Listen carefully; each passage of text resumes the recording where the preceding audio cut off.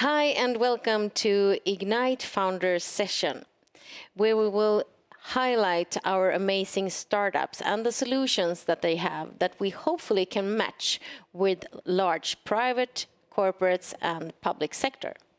So we are here, and to start with, I would like to hear more about CommuteSaver. Martin, welcome. Thank you so much. Can you tell us more? What are CommuteSaver? What are you doing? Sure. So we're offering a digital solution for companies to measure their CO2 emissions from commuting. It could be business trips and, for example, employees commuting to and from work. And we do this through an application that can automatically track the employees and see what kind of transportation modes they're using. And also we get all the environmental data about, for example, if they're using a car from the Swedish Transport Authority, but if it's international, we have other kinds of solutions as well. So basically, for a couple of weeks, we gather data regarding the employees of how they're commuting and their patterns and so on, to see if there is any kind of improvements and recommendations that we can make based on that data. So it could be the employees individually that we give recommendations, like if you take business trips or if you commute to and from work, this is the things that we recommend you to do to reduce the emissions, and also sometimes costs. And when it comes to the offices, for example, we can see the commuting patterns that are taking place in an office and see like, okay, this could be the recommendations that you could do there. We can also apply it for certain type of projects, for example. And of course, we can automate the whole CO2 emission reporting regarding this particular scope for the companies themselves. Mm. So, and where are you in your journey right now? Do you have any collaboration customers going on, or? Sure. So we finalized like the final version of the solution, let's say, like very recently, just a couple of months ago. So right now we got for example, a partnership with Microsoft in different kind of aspects. So we're part of their startup program.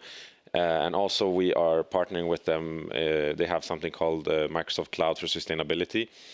Which is, they're kind of gathering as a sustainability platform all kind of sustainability data. And in the case of us, for example, that's something that they have not been able to find, or they cannot produce it themselves, but also they did not find any other kind of company working with automizing the commuting issue when it comes to the sustainability aspect. So that's where we found that we can have a really good collaboration, not just in the startup program where we get different kind of Microsoft products that we can use, but also in the sustainability cloud where their partners can get introduced to us if they want to tackle that specific issue. And then the data that we collect and the recommendations that we give get uploaded to their cloud, where they can track it along with other sustainability and emissions factors that they want to track and reduce. So in this case, we saw a very good partnership to go along with. But just to start, how did it all start? Can you just the background to the company? Where did you see like this is a need, or how did it all start?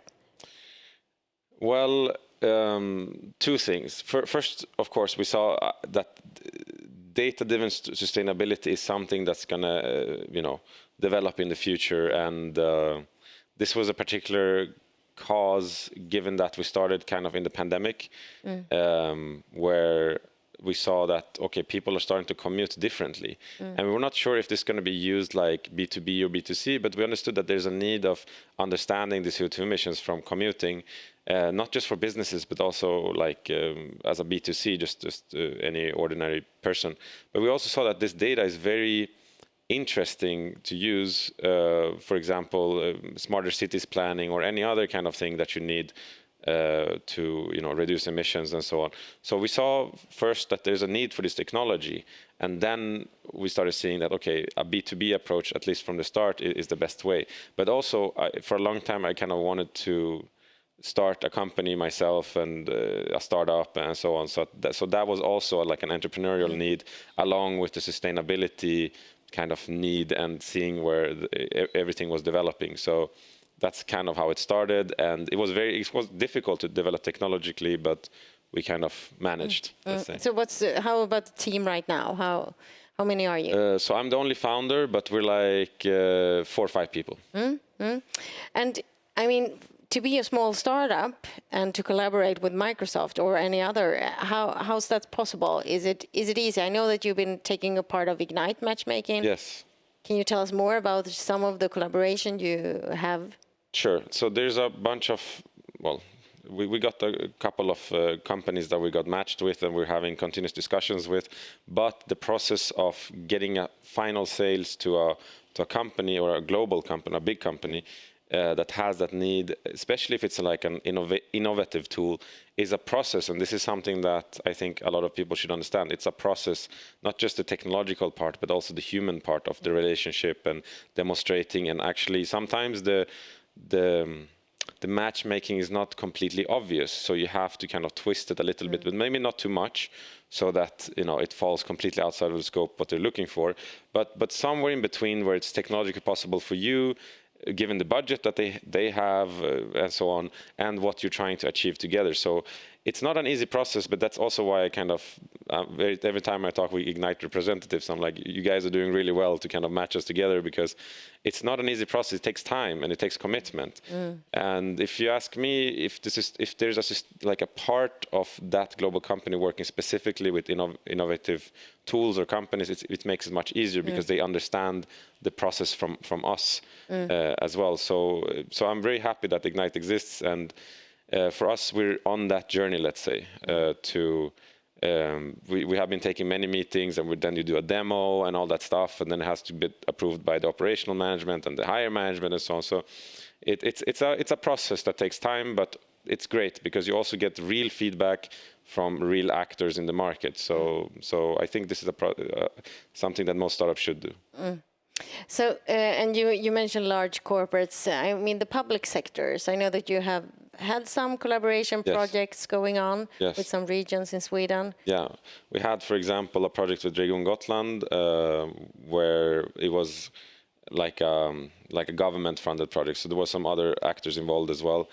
And I think those, for us, that sector, I'm not so used to it, the public sector, let's say, but for sure the interactions I've had, I've seen that things work differently. So in that sense, I would say it's easier, especially if you're a smaller startup, to have these kind of collaborative projects that are funded by an external source like Vinnova, for example, or Energimyndigheten or whatever, that you're kind of small part of.